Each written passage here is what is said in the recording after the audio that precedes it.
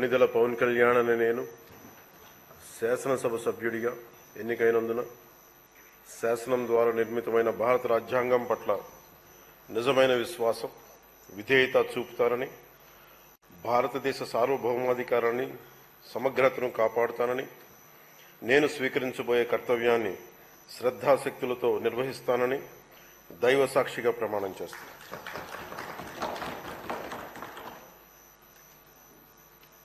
కొణిదెల పవన్ కళ్యాణ్ అనే నేను ఆంధ్రప్రదేశ్ శాసనసభ సభ్యుడైన కొణిదెల పవన్ కళ్యాణ్ అనే నేను సభా నియమాలకు కట్టుబడి ఉంటానని, వాటిని అనుసరిస్తానని, సభా మర్యాదలను పాటిస్తానని, సాంప్రదాయాలను గౌరవిస్తానని దైవ సాక్షిగా ప్రమాణం చేస్తున్నాను.